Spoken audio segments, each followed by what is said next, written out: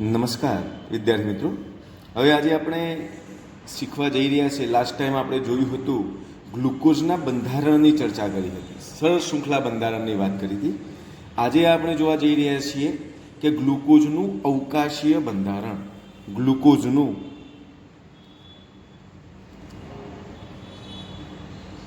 અવકાશીય બંધારણની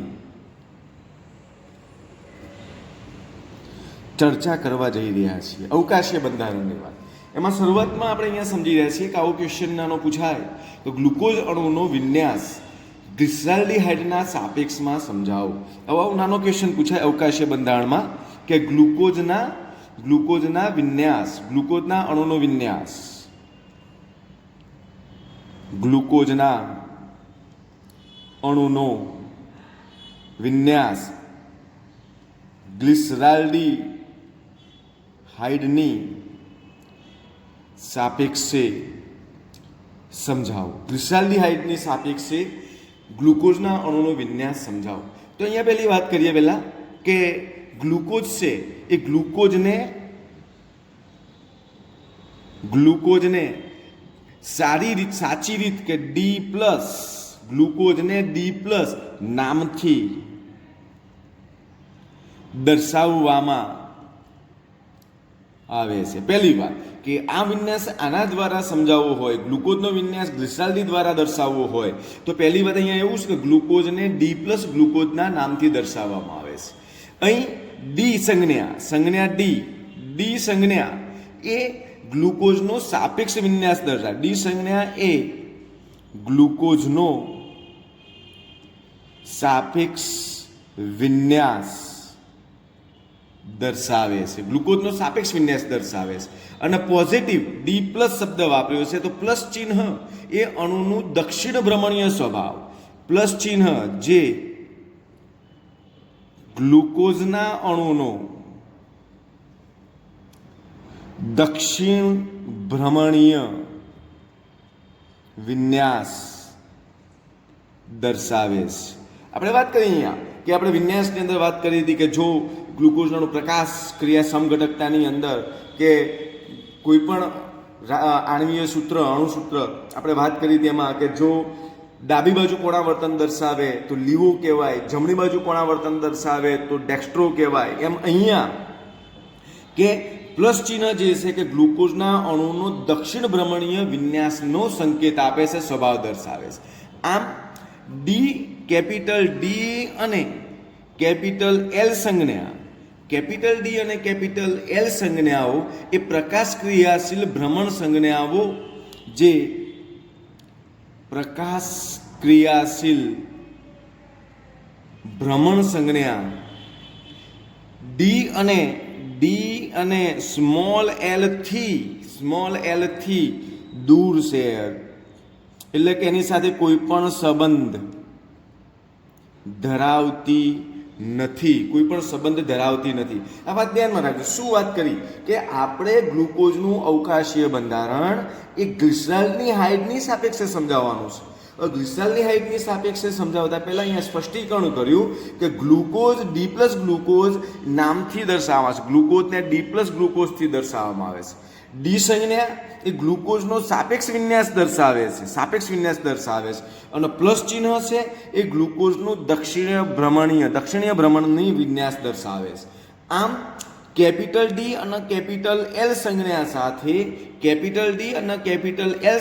સાથે small D અને સ્મોલ એલ ની કોઈ સંબંધ ધરાવતું નથી.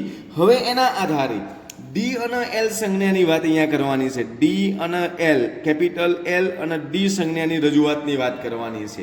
ડી અને એલ સંજ્ઞા એ ગ્લિસરાલ્ડિહાઇડની વિન્યાસની સાપેક્ષમાં અવકાશીય વિન્યાસ સૂચવે છે. ડી અને એલ એ ગ્લિસરાલ્ડિહાઇડ સાપેક્ષ વિન્યાસ સૂચવે છે. તો આપણે અહીંયા ગ્લિસરાલ્ડિહાઇડનું સૂત્ર લઈએ, ધ્યાન રાખજો. CHO, C અહીંયા લખીશું CH2OH. આ કાર્બન સાથે જમણી દિશામાં OH, ડાબી દિશામાં H. તો આ જે ગ્લિસરાલ્ડિહાઇડનું સૂત્ર છે તેમાં આ ડી અને પ્લસ ગ્લિસરાલ્ડિહાઇડ કહેવામાં આવે છે. અહીંયા ડાબી બાજુ જોવા જઈએ, CHO કાર્બન CH2OH, આ OH જમણી દિશામાં છે, એવો OH અહીંયા ડાબી દિશામાં હોય અને H અહીંયા હોય, તો આને L અને માઇનસ વિન્યાસ ગ્લિસરાલ્ડિહાઇડ કહેવામાં આવે છે. તો આ ગ્લિસરાલ્ડિહાઇડ, હવે અહીંયા ધ્યાન રાખજો કે ગ્લિસરાલ્ડિહાઇડની આ ડી સંજ્ઞા એવું સૂચવે છે કે OH સમૂહ એ શૃંખલાની જમણી બાજુએ હોય છે. OH સમૂહ એ કાર્બનની શૃંખલાની જમણી બાજુ દર્શાવે છે, માટે એને ડી વિન્યાસ કહ્યો. આ ધ્યાન રાખજો. જ્યારે એલ વિન્યાસ, કેપિટલ L, તો એ દર્શાવે છે કે OH સમૂહ એ ગ્લિસરાલ્ડિહાઇડના કાર્બનની ડાબી બાજુએ જો આવેલો હોય તો એનો એલ વિન્યાસની શૃંખલા સૂચવે છે. આ ધ્યાન રાખજો. બે સ્પષ્ટતા કે OH જો ગ્લિસરાલ્ડિહાઇડના કાર્બનની જમણી બાજુએ આવેલો હોય તો એને ડી કહેવાય. OH જો ક્રિયાલ કાર્બનની ડાબી બાજુએ આવેલો હોય તો એને એલ વિન્યાસ કહેવાય. હવે વાત રહી પોઝિટિવ અને નેગેટિવની. પોઝિટિવ અને નેગેટિવની અંદર જો સંયોજનનો સહસંબંધ અવકાશ વિન્યાસ પ્લસ સાથે પ્રસ્થાપિત કરી શકાય તો એને ડી વિન્યાસવાળા સંયોજનો કહેવાય. તેવી જ રીતે જો એ ઋણ નેગેટિવ સાથે વિન્યાસ દર્શાવે તો એને એલ વિન્યાસવાળા સંયોજનો કહેવામાં આવે છે. શું ફરીથી ધ્યાન રાખજો, અહીંયા આપણે ગ્લુકોઝના અવકાશીય બંધારણની અંદર ગ્લિસરાલ્ડિહાઇડ સાથે એનો વિન્યાસ, સાપેક્ષે વિન્યાસ સમજાવવાનો છે. ત્યારે આપણે ગ્લુકોઝની ટોટલ માહિતી આપી દીધી કે ગ્લુકોઝ એ D+ નામથી દર્શાવવામાં આવે છે. બીજી વાત કે એમાં ડી સંજ્ઞા એ ગ્લુકોઝનો સાપેક્ષ વિન્યાસ દર્શાવે છે, પ્લસ ચિહ્ન જે ગ્લુકોઝના અણુનો દક્ષિણ ભ્રમણીય વિન્યાસ દર્શાવે છે. ડી અને એલ સંજ્ઞા એ સ્મોલ ડી અને સ્મોલ એલ થી બિલકુલ અલગ જ છે, એની સાથે કોઈ સંબંધ ધરાવતી નથી. ઇટ મીન્સ કહેવાનો મતલબ એ થયો કે ડી એ સ્મોલ એલ પણ હોઈ શકે અને સ્મોલ ડી પણ હોઈ શકે. એલ, કેપિટલ એલ એ સ્મોલ ડી પણ હોઈ શકે અને સ્મોલ એલ પણ હોઈ શકે, એની સાથે કોઈ સંબંધ ધરાવતું નથી. હવે વાત અહીંયા કેપિટલ ડી અને કેપિટલ એલની. ગ્લિસરાલ્ડિહાઇડે આપણે અહીંયા એની સાથે સમજાવવાનું છે તો કિરાલ કાર્બન, જે છેલ્લો કાર્બન છે એમાં જમણી બાજુ O આવેલો હોય તો એને કેપિટલ ડી કહેવાય, અને કિરાલ કાર્બનની ડાબી તરફ OH આવેલો હોય તો એને કેપિટલ એલ તરીકે ઓળખવામાં આવે છે.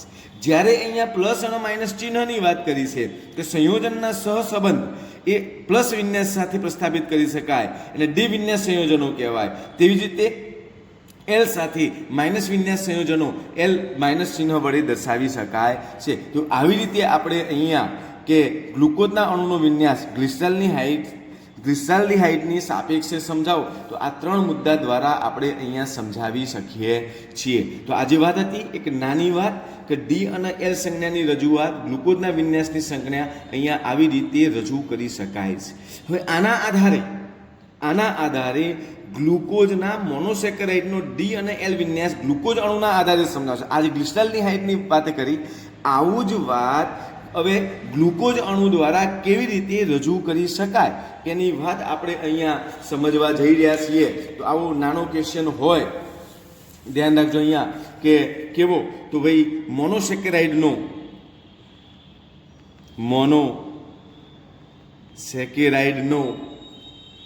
કેપિટલ ડી અને કેપિટલ એલ વિન્યાસ ગ્લુકોઝ અણુના આધારે સમજાવો. એક નાનો મુદ્દો છે, આપણે ગ્લિસરાલ્ડિહાઇડની ચર્ચા કરી. ગ્લિસરાલ્ડિહાઇડની અંદર જો જમણી બાજુના છેલ્લા કાર્બન પર OH જમણી દિશામાં હોય તો એને ડી વિન્યાસ કહેવાય, અને OH સમૂહ છેલ્લા કાર્બન પર ડાબી દિશામાં હોય, ડાબી તરફ લગાવેલો હોય તો એનો એલ વિન્યાસ કહેવાય. આ જ જે વાત છે એ વાત આપણે એ ગ્લિસરાલ્ડિહાઇડના અણુની સાપેક્ષે આપણે આજે આ મોનોસેકેરાઇડ ગ્લુકોઝના અણુની અંદર શીખવા જઈ રહ્યા છીએ. મોનોસેકેરાઇડ અણુનો વિન્યાસ નક્કી કરવા માટે સૌ પ્રથમ ક્રિયાશીલ સમૂહથી સૌથી દૂરના, ધ્યાન રાખજો અહીંયા આ પહેલો મુદ્દો. હવે આપણે આ બે વિન્યાસ શીખવા માટે આ પહેલો મુદ્દો અગત્યનો છે કે મોનોસેકેરાઇડ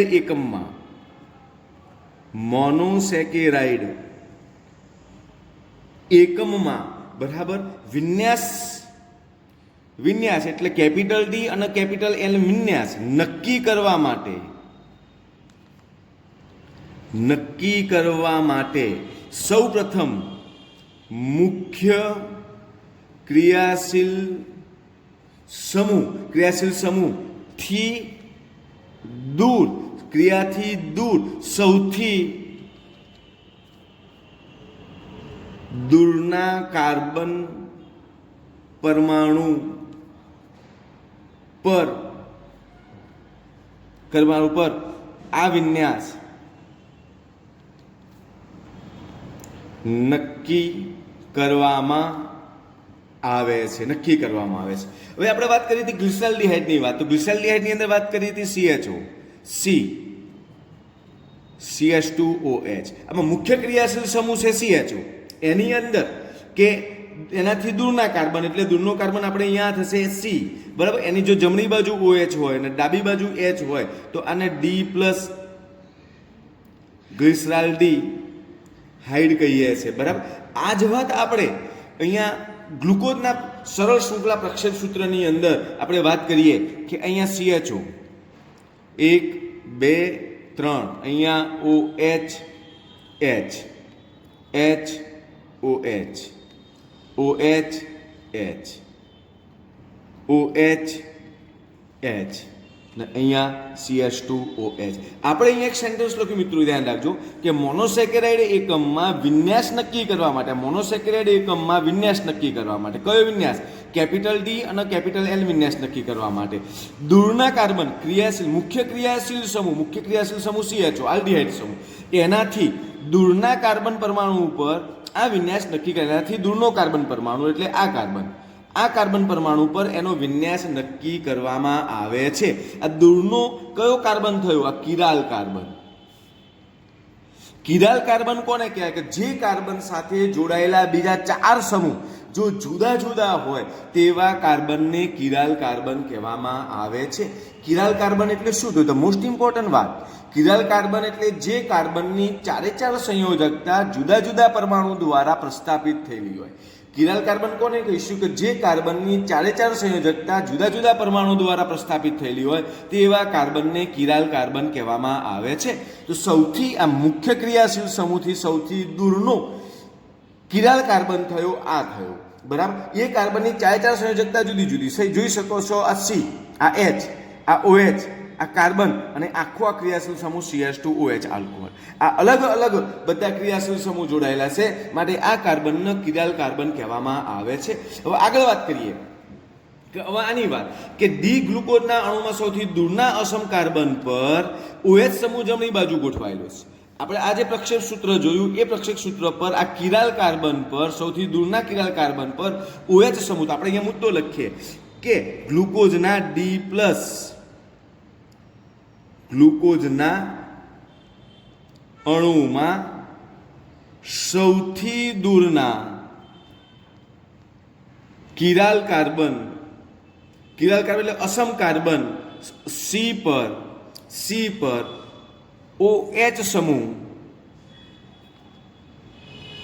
જમણી બાજુ એ ગોઠવાયેલ છે. આથી આ D+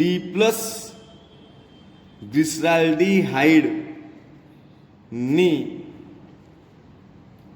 સાપેક્ષ છે હોવાથી તે ડી વિન્યાસ ધરાવે છે. કેમ નક્કી કરવામાં આવે છે? હવે આ ડી વિન્યાસ ધરાવે છે કેમ કહ્યું? તો આપણે આગળ વાત કરી હતી પહેલા મુદ્દામાં કે ભાઈ મુખ્ય ક્રિયાશીલ સમૂહથી સૌથી દૂરના કાર્બન પર મુખ્ય ક્રિયાશીલ સમૂહ આલ્ડિહાઇડ, તેનાથી સૌથી દૂરનું કાર્બન આ પણ કહેવાય, પણ પાછો કાર્બન કેવો લેવાનો છે? કિરાલ કાર્બન, કે જેની સંયોજકતા અલગ અલગ કાર્બન પરમાણુથી જોડાયેલી હોય. તો એ આ કાર્બન થયો, જુદી જુદી ક્રિયાશીલતા ધરાવે છે, જુદા જુદા સમૂહ દ્વારા જોડાયેલો છે, અસમ કાર્બન પરમાણુ છે. એવા કાર્બનમાં જો OH જમણી દિશામાં જોડાયેલો હોય તો એને D+ કહેવાય. એટલે એ જે છે તો ગ્લિસરાલ્ડિહાઇડની સાપેક્ષે એ D જમણી બાજુ OH જોડાયેલો છે, માટે એને ડી વિન્યાસ તરીકે ઓળખવામાં આવે છે. તદુપરાંત અહીંયા વાત કરી કે મોનોસેકેરાઇડનું અવકાશીય બંધારણ એવી રીતે લખવામાં આવે છે કે કિરાલ કાર્બન સી ની મુખ્ય શૃંખલા ઊભી લાઈનમાં હોય છે અને તે સૌથી વધુ ઓક્સિડેશન પામેલ સમૂહ ધરાવતા કાર્બન તે ઉપરની ટોચ એટલે કે શીર્ષ તરીકે રહે છે. તો શીર્ષ તરીકે આપણો આ વધુ ક્રિયાશીલ સમૂહ ધરાવતો કાર્બન ઉપરની તરફ રહે છે. વાત આગળ કરીએ હવે કે અહીં ડી અને એલ સંજ્ઞા ગ્લુકોઝના અણુની માત્ર સૌથી નીચેના કાર્બન પરમાણુને તે ધ્યાનમાં લેવામાં આવે છે. બરાબર, ધ્યાનમાં કેમ તો અહીંયા સ્પષ્ટતા કરીએ આપણે બેટા કે વધુ ક્રિયાશીલ સમૂહ તો ક્યાં છે કે જે વધુ ઓક્સિડેશન પામેલો કાર્બન પરમાણુ આ કહેવાય, તેને શીર્ષમાં લખવામાં આવે છે, ઉપર લખવામાં આવે છે. ને વધુ ક્રિયાશીલથી દૂરનો કાર્બન કહેવાય, આ કિરાલ કાર્બન કહેવાય, અસમ કાર્બન. ને એમાં જો OH એ ડાબી બાજુએ આવેલો છે તો આપણે એ જમણી બાજુ આવેલો છે માટે એને ડી વિન્યાસ કહીશું. તો આવી રીતે ડી અને એલ વિન્યાસ નક્કી કરવામાં આવે છે. આવી રીતે અહીંયા ડી અને એલ વિન્યાસ આપણે અવકાશીય બંધારણમાં આવી રીતે નક્કી કરી શકીએ છીએ. આ રીતે નક્કી થાય છે. વાત હવે આગળ કરીએ આપણે બીજા પ્રશ્નની કે આપણે અહીંયા વાત કરી કે મોનોસેકેરાઇડનો ગ્લુકોઝમાં ડી અને એલ વિન્યાસ કઈ રીતે નક્કી કરીશું? તો ગ્લિસરાઇડના અણુની સાપેક્ષે આપણે વિન્યાસ જોવાનો છે. તો આમાં સ્પષ્ટીકરણ કર્યું કે ગ્લુકોઝના સરળ શૃંખલા ધરાવતા બંધારણની અંદર ફિશર પ્રક્ષેપ સૂત્રની અંદર વધુ ક્રિયાશીલતા ધરાવતો કાર્બનથી સૌથી દૂરના કાર્બન પર જો OH જમણી દિશામાં દૂરનો કાર્બન પાછો કયો કાર્બન હોવો જોઈએ? કિરાલ કાર્બન હોવો જોઈએ. એ કિરાલ કાર્બન પર OH સમૂહ જો જમણી દિશામાં ગોઠવાયેલો હોય તો એને ડી પ્લસ ગ્લુકોઝ અણુ કહેવામાં આવે છે, જે ગ્લિસરાલ્ડિહાઇડની સાપેક્ષે માટે તેને ડી વિન્યાસ કહેવામાં આવે છે. ત્યાર પછી વાત કરી કે આમાં અવકાશીય બંધારણ એવી રીતે લખવામાં આવે છે કે સી ની મુખ્ય શૃંખલા ઊભી લાઈનમાં ગોઠવ્યા બાદ એમાં સૌથી વધુ ઓક્સિડેશન પામેલો કાર્બન એ સૌથી ઉપરની તરફ લખવામાં આવે છે. ત્યાંથી પછી દૂરના કાર્બનને ધ્યાનમાં લઈ અને આ પ્રકારનો ડી અને એલ વિન્યાસ એનો નક્કી કરવામાં આવે છે. તો આ વાત હતી આ ડી વિન્યાસ અવકાશીય બંધારણને આધારે. ને હવે વાત કરવા જઈ રહ્યા છીએ ગ્લુકોઝનું સરળ શૃંખલા બંધારણમાં કયા ગુણધર્મ સમજાવે. આ બધી વાત ડી અને એલ વિન્યાસ આવી ગયું. હવે આનું સરળ શૃંખલા બંધારણ કયું ગુણધર્મ ધરાવતું નથી અથવા કયા ગુણધર્મ એ ધરાવતો નથી, સમજાવી શકતો નથી. એક નાનો છે પ્રશ્ન છે, MCQમાં હોઈ શકે, નાનો 1-2 માર્ક્સમાં 2-1 માર્ક્સમાં પણ પૂછાઈ શકે કે પ્રશ્ન આવો છે કે ગ્લુકોઝનું સરળ શૃંખલા બંધારણ જે આપણે આગળ શીખી ગયા એ ગ્લુકોઝનું સરળ શૃંખલા બંધારણ, ગ્લુકોઝનું સરળ શૃંખલા બંધારણ કયા ગુણધર્મ સમજાવી શકતું નથી. વિદ્યાર્થી મિત્રો, આ ક્વેશ્ચન એ MCQમાં પૂછાઈ શકે. MCQમાં આવા ક્વેશ્ચન પૂછાઈ શકે. કયા સમજાવી શકતું નથી? તો પહેલી વાત કે ગ્લુકોઝની અંદર આપણે આગળ વાત કરી છે, સાબિત કર્યું છે કે ગ્લુકોઝમાં કયો સમૂહ ધરાવે છે? CHO સમૂહ ધરાવે છે, આલ્ડીહાઇડ. બરાબર. તો અહીંયા પહેલી વાત કે આલ્ડીહાઇડ સમૂહ હોવા છતાં ગ્લુકોઝમાં મુખ્ય આલ્ડીહાઇડ સમૂહ હોવા છતાં સ્કીપ કસોટી આપતું નથી. તો અહીંયા વાત લખી શકીએ કે CHO સમૂહ હોવા છતાં આલ્ડીહાઇડ સમૂહની વિશિષ્ટ કસોટીઓ જે છે સ્કીપ, તો સ્કીપની કસોટી આપતું નથી. સ્કીપની કસોટી આપતું નથી. આ પહેલી વાત. બીજી વાત, CHO સમૂહ આલ્ડીહાઇડ સમૂહ હાજર છે છતાં તે NaHSO3 સાથે યોગશીલ પ્રક્રિયા આપતું નથી. CHO સમૂહ છે અને આલ્ડીહાઇડ સમૂહ હોય તો સોડિયમ હાઇડ્રોજન સલ્ફેટ સાથે યોગશીલ પ્રક્રિયા આપવી જોઈએ, પણ એ આપતું નથી. આ બીજી બાબત. ત્રીજી બાબત, ગ્લુકોઝ એ પેન્ટા એસિટેટ સંયોજન, ગ્લુકોઝ પેન્ટા એસિટેટ સંયોજન આપણે વાત કરી હતી કે કોની સાથે, તો આપણે વાત કરી હતી કે અહીંયા 5 OH સમૂહની જે હાજરી સૂચવે છે તે પેન્ટા એસિટેટ સંયોજન હાઇડ્રોજન NH2OH સાથે પ્રક્રિયા કરતું નથી. જે CHO મુક્ત સમૂહની જે CHO મુક્ત હોવાની ગેરહાજરી સૂચવે છે. ગ્લુકોઝનું પેન્ટા એસિટેટ સંયોજન હાઇડ્રોજન સાથે પ્રક્રિયા કરતું નથી.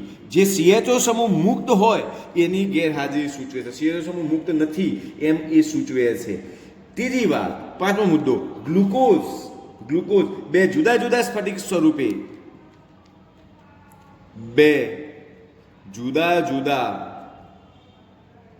સ્ફટિક સ્વરૂપે જોવા મળે છે.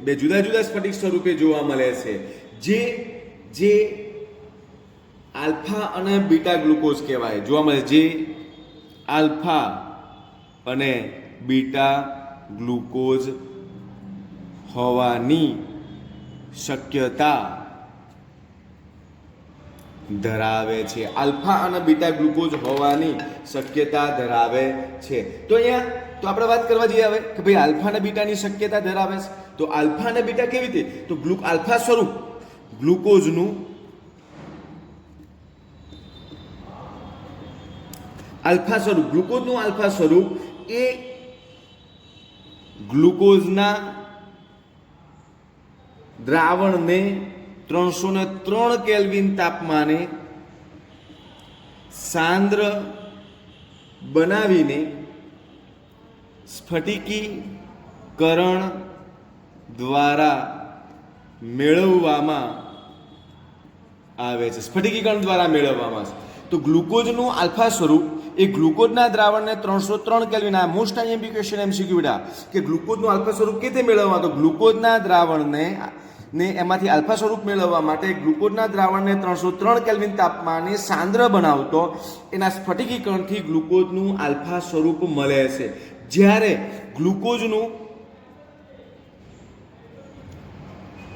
બીટા સ્વરૂપ 371 કેલ્વિન તાપમાને ગરમ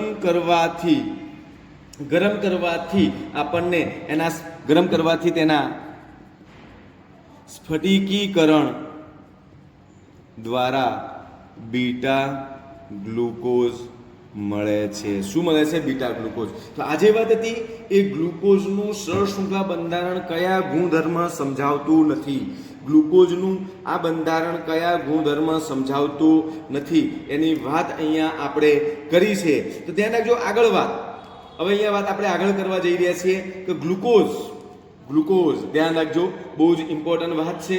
બરાબર. તો ગ્લુકોઝની વાત અહીંયા કરી કે ગ્લુકોઝ બીટા જે ગ્લુકોઝ છે, આલ્ફા બીટા ગ્લુકોઝ એના બંધારણ ધરાવે છે. તો કઈ પ્રક્રિયા બંધારણ સમજાવી શકતો? તો પહેલી વાત કે ગ્લુકોઝની અંદર CHO સમૂહ હોવા છતાં એ સ્કીપની કસોટી આપતું નથી.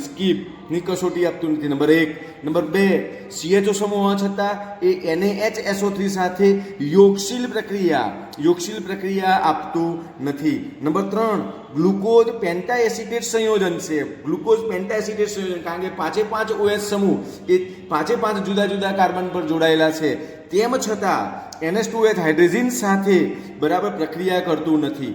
જે શું કહે છે કે ગ્લુકોઝમાં CHO સમૂહ એ મુક્ત શૃંખલા સ્વરૂપે આવેલો હોવો જોઈએ નહીં, એની એમ સૂચવે છે. ધ્યાન રાખજો આ MCQમાં કે ભાઈ CHO સમૂહ મુક્ત નથી એ કઈ પ્રક્રિયા દ્વારા સમજાવી શકાય? તો આપણે લખી શકીએ પેન્ટા એસિટેટની NH2OH હાઇડ્રોજન સાથેની પ્રક્રિયા આપતું ન હોવાથી તે CHO સમૂહ મુક્ત હોવાની ગેરહાજરી સૂચવે છે. આપતું નથી માટે ગેરહાજરી સૂચવે છે. આગળ વાત કરીએ, ગ્લુકોઝ બે જુદા જુદા સ્ફટિક સ્વરૂપે જોવા મળે છે કે આલ્ફા અને કે બીટા. તો ક્યારે? કે ગ્લુકોઝના જલીય દ્રાવણનું ગ્લુકોઝના જલીય દ્રાવણનું 303 કેલ્વિન તાપમાને સ્ફટિકીકરણ કરતો આપણને આલ્ફા ગ્લુકોઝ મળે છે, અને જો વધુ તાપમાન આપે 371 કેલ્વિન સુધી તો આપણને બીટા સ્વરૂપ આપણને પ્રાપ્ત થાય છે. તો આ જે વાત હતી એ ગ્લુકોઝ આ કઈ બંધારણ કયા સરળ બંધારણ કયા ગુણધર્મ સમજાવી શકતું નથી, તો આ ગુણધર્મ એ સરળ બંધારણ સમજાવી શકતું નથી. ને હવે આપણે થોડી વાર પછી ગ્લુકોઝના ચક્રીય બંધારણ વિશેની વાત કરવા જઈ રહ્યા છીએ.